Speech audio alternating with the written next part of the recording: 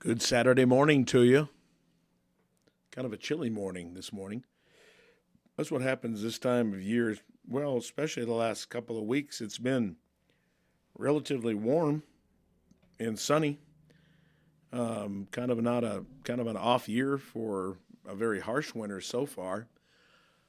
We've experienced highs in the mid 50s to the low 70s last week. And it looks like in the very near future it's going to do the same thing. So, and it's been sunny. However, a word of caution: this time of year, when it's 60 degrees outside, the wind is probably blowing 60 miles per hour. I call it the 60-60 rule. But it has. We need some moisture. Whether that be in the form of rain or snow. We'll take either one at this point. It's kind of an oddity that by January 17th, we haven't seen any measurable snow. So, and I know it's not just eastern New Mexico that's experiencing that right now. It's all across the state and then other parts of the country. But, yeah, we need to pray for some moisture. So last week I was a little under the weather, and believe it or not, I'm still dealing with it. You can tell probably in my voice that it's a little lower than it has been in the past.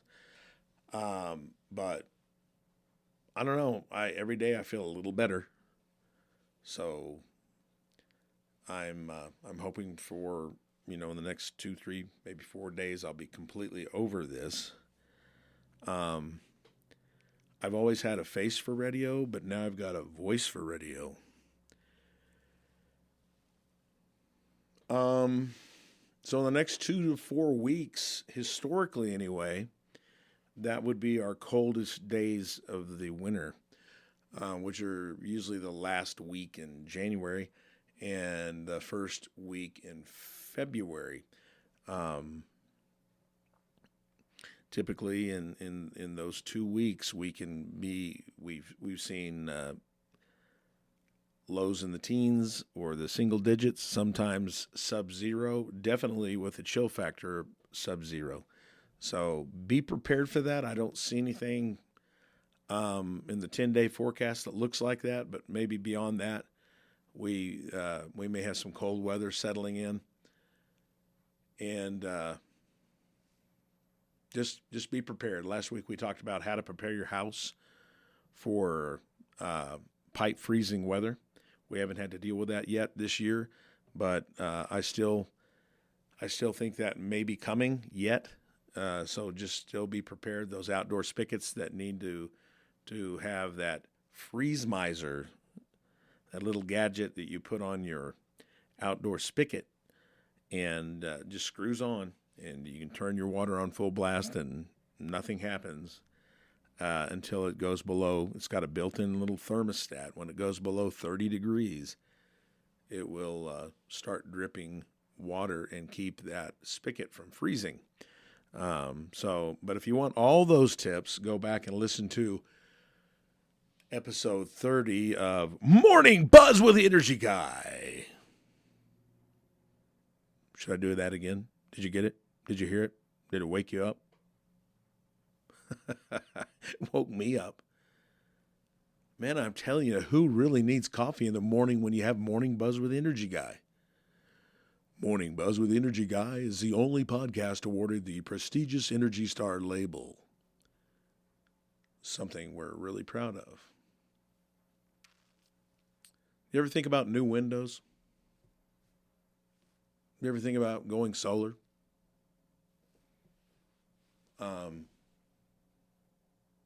I've actually thought about new windows.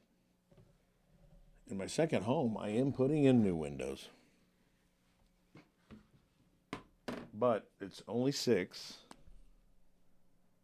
And I believe that I'll get the investment back when I sell the house. So it's going to be on the market probably in 2 months. We're doing a few things to it. Just put a new roof on it. Of course, that one's covered by not my money, but somebody else's. basically an insurance claim. So, but a new roof.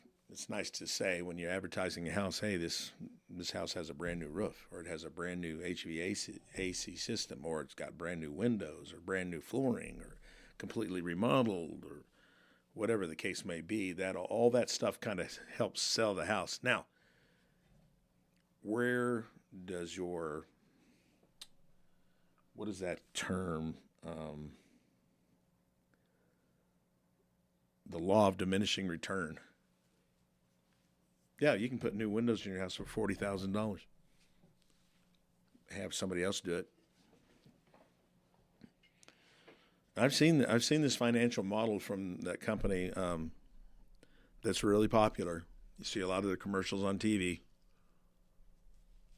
I can't probably use their name, but it sounds a lot like Andersen. But their financial model doesn't always work out for all folks. And I'm reserving a future show just for that. Now, we won't be talking about Andersen necessarily, but just windows in general. So my windows, I got 6 windows. I got an exterior door, and I went to Home Depot to get in Santa Fe, because my house is in Las Vegas, New Mexico. And it's only just slightly less than an hour away. And so if anybody's looking for a house in Las Vegas, only an hour or less from Santa Fe, call me. Or send me a message on Messenger through our Facebook page, Morning Buzz with the Energy Guy. So I was able to get 6 JELD-WEN windows and a very nice exterior insulated door, metal panel, with the jamb. So I went in there, and a guy named Omar helped me out. And I was like, Omar seemed like a nice guy. He started helping me, and my wife and I, and he was very helpful, very helpful. Told him what our project was, had my measurements for the windows, and he goes, well, let's look at some windows. And he says, what do you, aesthetics? Are you looking for super, super low E, energy efficient, gas permeated, all this stuff? And I just want it to look good and operate well. I'm selling the house. He goes, I've got the window for you. So he got me a JELD-WEN sliding window, 6 of them, different sizes. Not all different sizes. I think we had three of one size, 2 of another, and 1 size that was different. And he says, are you a member of our pro contractors? And I said, I'm not a contractor. I'm not a pro. I'm just kind of a weekend warrior. And he goes, I can make you a pro. And so he just set us up on this pro. I forget what it's called, pro something or other. Pro preferred, or I can't remember what it is. But anyway, he was very helpful. Saved me about $400. I ended up spending $2,200 for 6 windows and an exterior door. And I found a guy willing to work, has fair prices in Las Vegas, and he's going to put those windows in for me, and say all in, I'm going to be about, and the door, I'm going to be about $5,500. Not bad, less than $1,000 a window plus the door. So probably more like $600 a window. So I asked myself, and my wife and I discussed this at length, am I going to get that back in the sale of a house? I think undoubtedly I'll get that back without question. And then some. So that's the kind of thing you need to think about when you're thinking about home improvements. Because for the next person, that's going to look very attractive. Brand new windows, and they're Energy Star rated. They're good looking, and might save the next person some money on their energy bill. But I do want to look at this popular window company. I talked about them earlier, their financial model, and I have an example of one that I've seen, and it's real world. But we'll go over. We'll just talk. We'll just have one show in the near future, not next week or not even the next week, perhaps, but in the near future about that, and also the solar show. Is it worth the investment, or should you just invest in the market? You got to ask yourself, why am I even considering solar? Is it because you want to save money? Maybe you've heard sales pitches like, you buy these solar panels from us and you'll never pay another electric bill. As a matter of fact, the electric company will write you a check every month. Maybe you've heard some of that stuff. Let me tell you right now, that's not true. And we're going to get into that sometime in the near future. Ask yourself, am I in it to save money? Is that why I'm going solar? Am I in it to save the world, because of cyclical climate change, which we know, cyclical means it happens occasionally. Like we may have had weather patterns like we're experiencing today, drought in the wintertime, very mild temperatures. We might have seen something like that 100 years ago. And then through the cycle, over years, it got colder, and then it warmed up again. And these things are just naturally occurring. I call it cyclical climate change. I agree with there's changes in the climate. I can promise you there's changes in the climate from when I was a kid until now. I've seen the changes. I've seen, I remember snow storms that, and drifting that would drift up to the roof. And I'm not just talking about one like we had a few years ago, Goliath. I'm talking about numerous snowstorms. I remember people, particularly elderly, that would get lost out in these storms, and they'd find them, like sad stories, but they'd find them the next day by their mailbox or something like that. I don't know if any of you listeners may recall stories like that, but thankfully I haven't heard one around here recently. But climate change is cyclical. But again, should I put new windows in?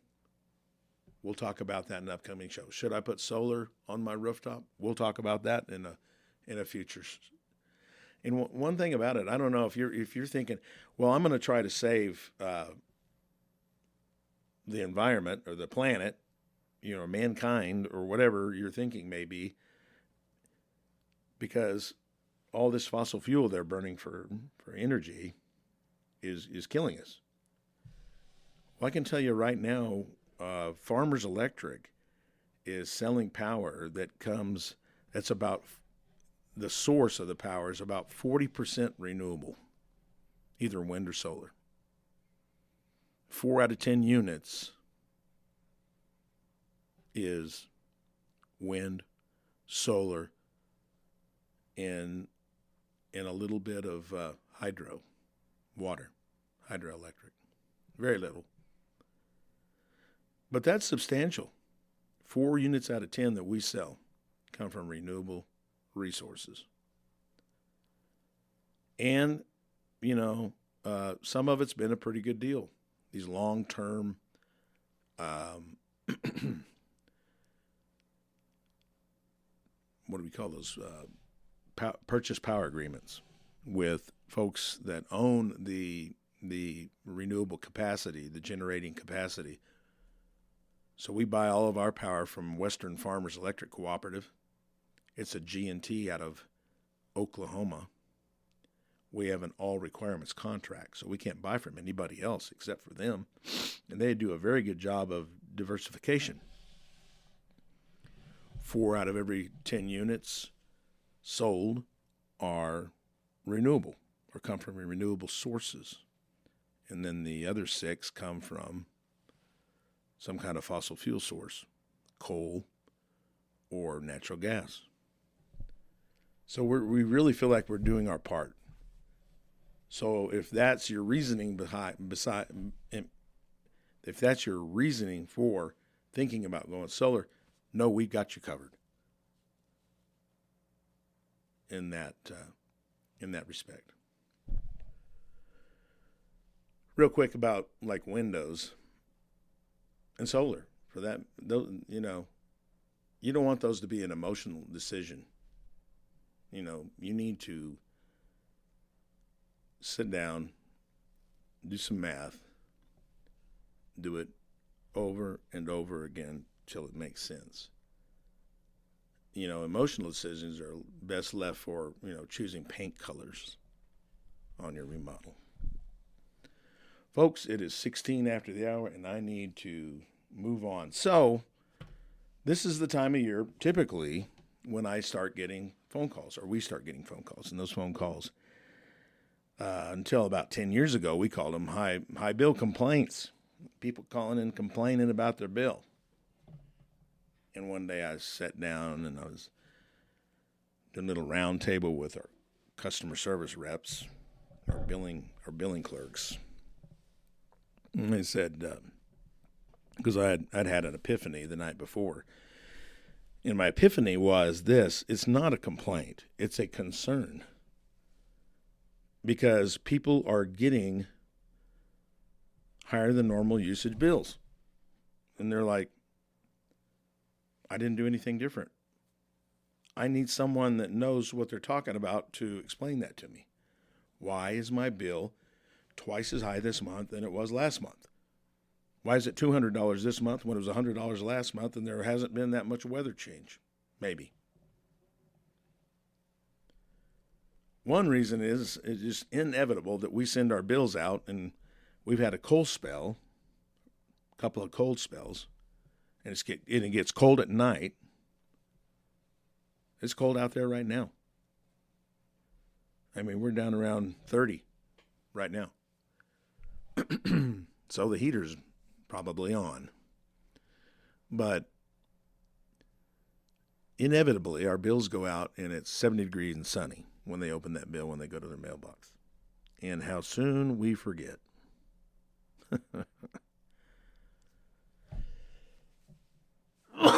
Sorry about that. I'm telling you that cold and cough. The cough, more than anything, is still lingering. But how soon we forget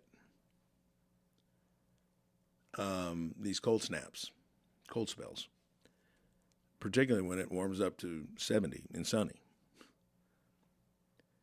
So I was sitting around with these billing clerks, customer service reps, and I said, we are not going to call them complaints anymore. That sets everything in a negative tone.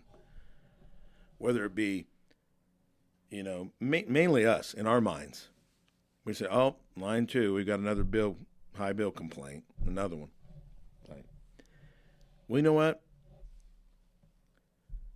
We're a co-op, and we want to be we want to be the cooperative difference. We don't want to be the investor-owned utility that do talk about complaining all the time. I mean, I work for a co-op. We're consumer-owned. Our focus is not to make a profit, but to provide the best service. I mean, ideally, that's what we want. Our members' higher than expected usage is my concern, not just their concern. We're really trying to help our member out. And so when I talk to folks, and when our CSRs talk to folks, customer service reps,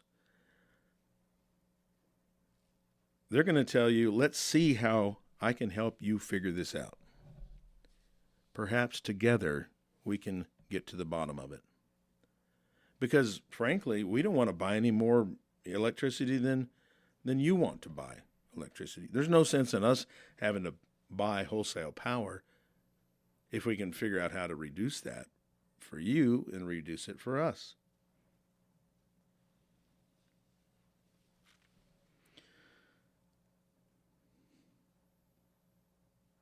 So no more complaints, no more high bill complaints, only high bill concerns. And it turns out that's true.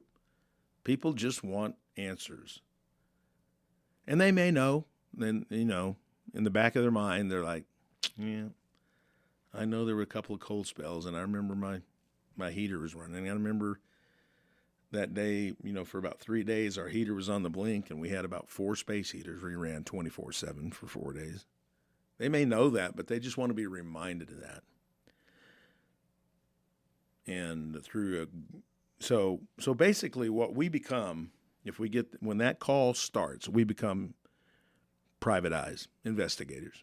Remember Clouseau, the Pink Panther, walking around with a trench coat and the cool hat and the magnifying glass. And he's looking at all the clues. That's what we do. One thing that we've added in the last little bit last couple of months anyway, is Smart Hub. Smart Hub is an app. So go to your app store. I'm going to tell you how to get on it right now. Let me look up those directions. Go to your app store and search for Smart Hub and download the Smart Hub app, okay, Apple or Android, and install it. Then you find your provider. And for us, that would be FECNM. FECNM. That stands for Farmers Electric Cooperative, New Mexico. Okay, so you find us, and then you select us. And then you start the registration process, which is create an account or a new user.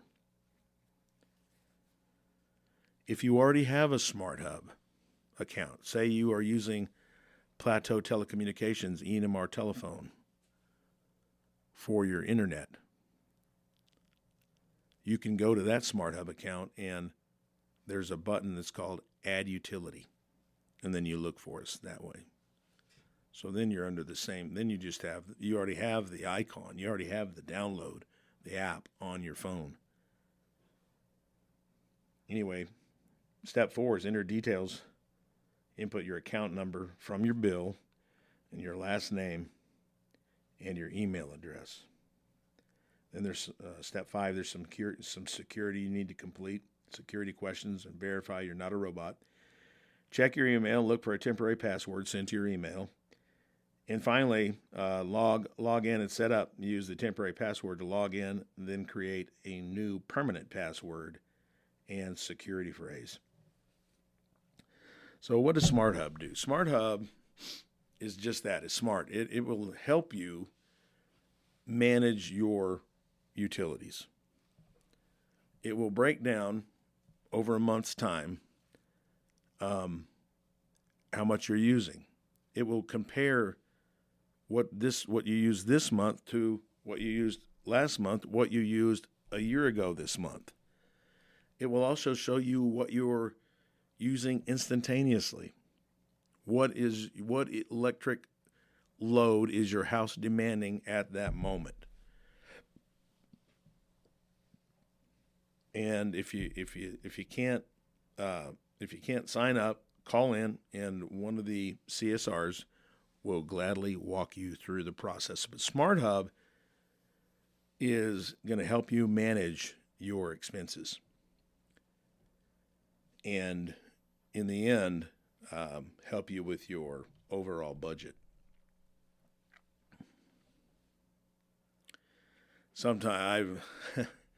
One time I'd had like 2 calls in a row, and they were high bill concerns, and one of them was telling me this, that, and the other thing, and I didn't make any changes. I didn't do anything different, and I just rolled with it, and we started, I started suggesting some things, and we talked about, the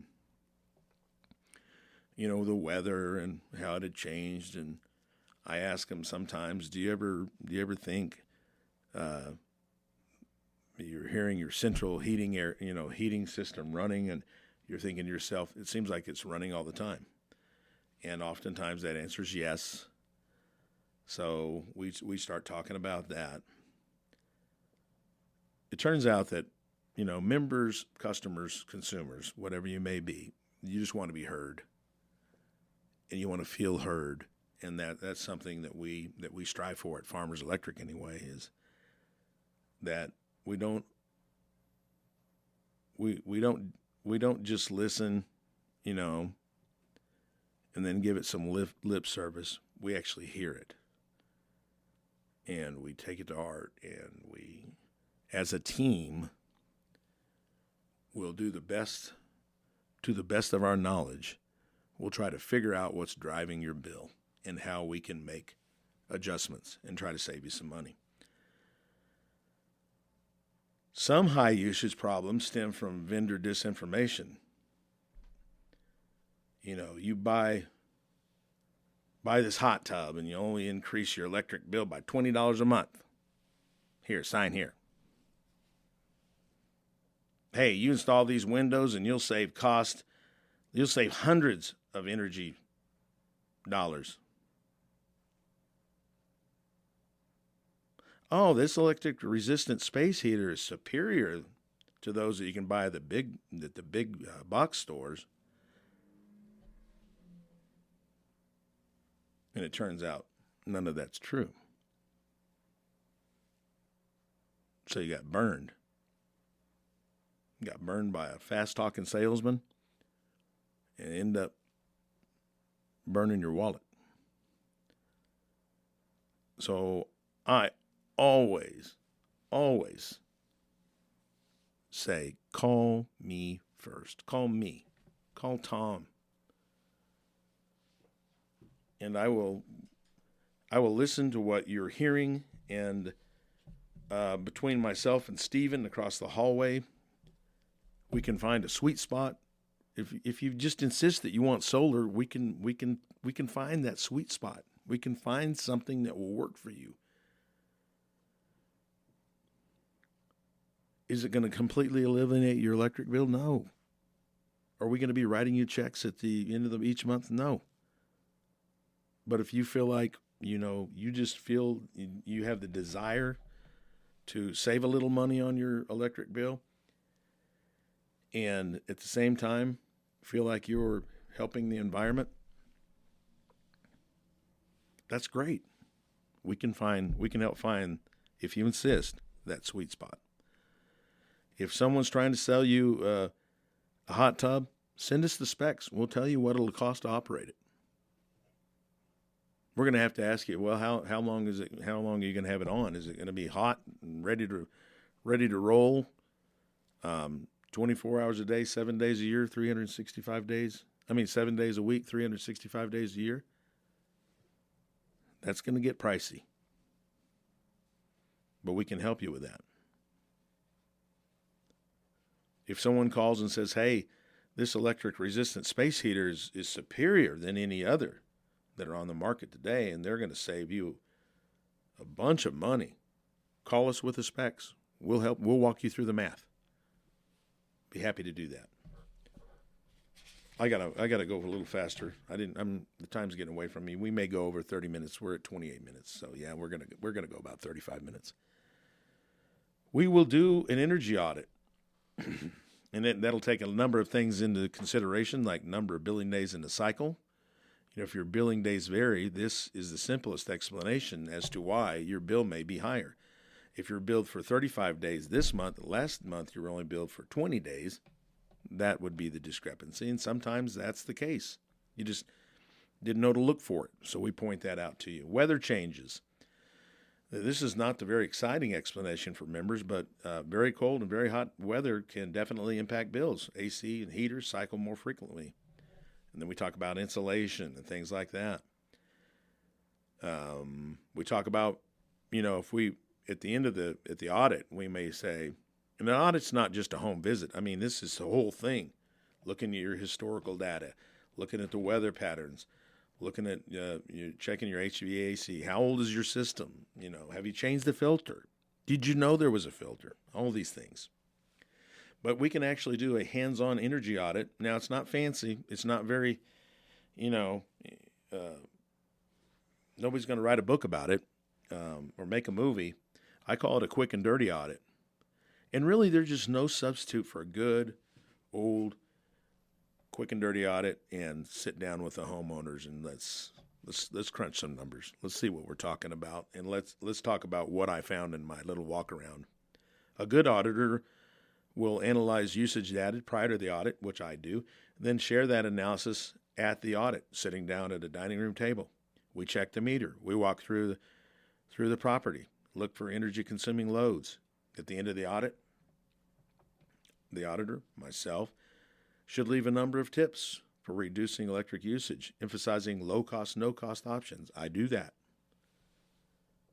Again, I want you to know that you've been heard. For those of you that just aren't to the point where you really want to pick up the phone and call us, but you, in the back of your mind, you're thinking, yeah, I seem to be using a little more electricity now. Check our social media. We put a lot of things on there that suggest low-cost, no-cost ways to save money. Our statewide magazine, The Enchantment, we have articles in there every month. There's only 2 months we don't have The Enchantment. That's June and December. We have a newsletter, The Power Source, comes out every other month. So be looking at that. We've got books here or brochures here, 101 ways to save energy and money, and a couple of others that are free to anyone. I don't care if you're a Farmers Electric member or not. If you're out there and you're with an investor-owned utility like Xcel Energy or P&M or El Paso Electric or whatever, and you're in our neck of the woods and you come in, I will gladly hand you one of those brochures and say, here, go cuddle up with us tonight and learn something. So we got some upcoming shows that are going to be interesting. If you have any questions, send those questions to me at our Facebook page, Morning Buzz with the Energy Guy. Just send us a message through Messenger. We had a question from Rachel last week. That was a real good one. And don't be afraid to ask a question. The only dumb question is the one that goes unasked. Born this day, January 17th, this day in history, Betty White. Born January 17th, 1922, actress, comedian, and animal welfare advocate known for her work on TV's The Golden Girls and The Mary Tyler Moore Show. She died just shy of 100 years old. She was 99. She died in 2021. But she was born this day, January 17th, 1922. James Earl Jones, born January 17th, 1931. And, of course, he just passed away in 2024. How sad. He was the actor best known for his work in Star Wars as the voice of Darth Vader. And The Lion King, and the voice of the tagline for the TV news network CNN. My favorite role of James Earl Jones, by far, was in the Field of Dreams, where he played writer Terrence Mann. Field of Dreams may be my favorite movie of all time. It's epic. So epic is a level of greatness when it comes to movies. And my kids and I came up with this. We have this grading scale. So we've got a good movie, a classic, and then we've got epic. So good movies are good movies. You know, you watch them once and you're like, man, that's a great movie. I'll watch that again sometime, maybe. I might not spend money on it again, but I might, if I just happen to be flipping through channels, and all of a sudden, boom, it pops up on Netflix or Hulu or, excuse me, I'm going to cough one more time. Cannot wait to get rid of this cough. Anyway, we might watch it, if we're in the right mood or not. So that's good. That's a good movie. Classic. That's the one where, you watch it and you're like, man, that was very good. A number of things were good about that. And the music was good, and the acting was good, and the plot was excellent, and I will watch that, and a year later, you see it is advertised for the next day. Well, you make a mental note of that, and you're going to watch it. And You might even see that it's on some kind of pay per view for $3.99, and you'd be willing to spend that. That's classic. Now we're talking about Epic, and this is where Field of Dreams falls, and several others.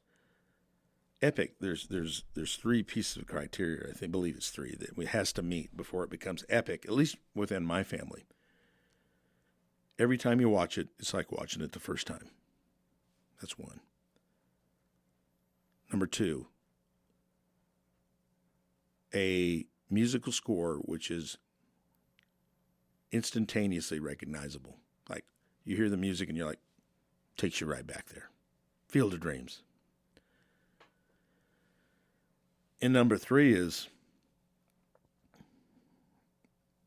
you could watch it 100 times and not get tired of it.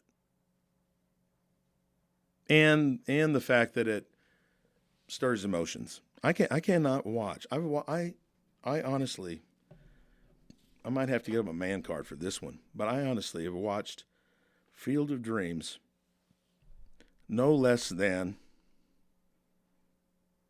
no joke, since it came out in the late 80s. It's at almost 40 years ago. I probably watched it 30 times. And I cry like a baby every time.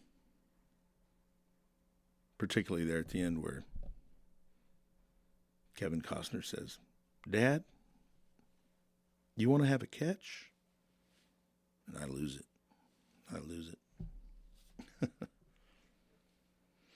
Let's move on.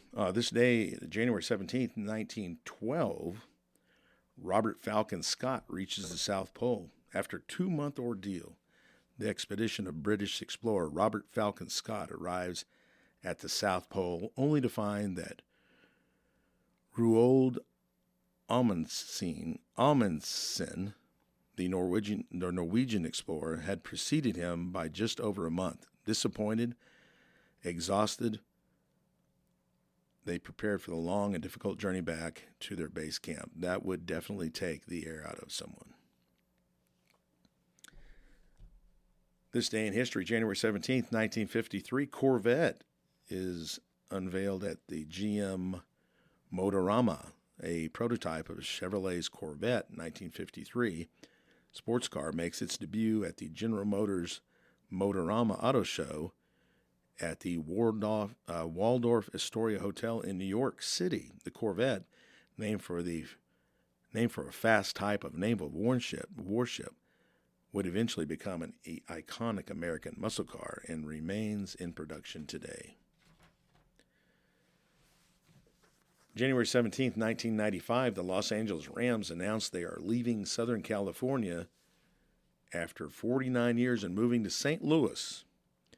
The team, which reportedly lost $6 million in 1994, is lured to Missouri with a package that includes a new $260 million stadium and a $15 million practice facility. So that was enough to get the Rams to leave sunny Los Angeles for St. Louis.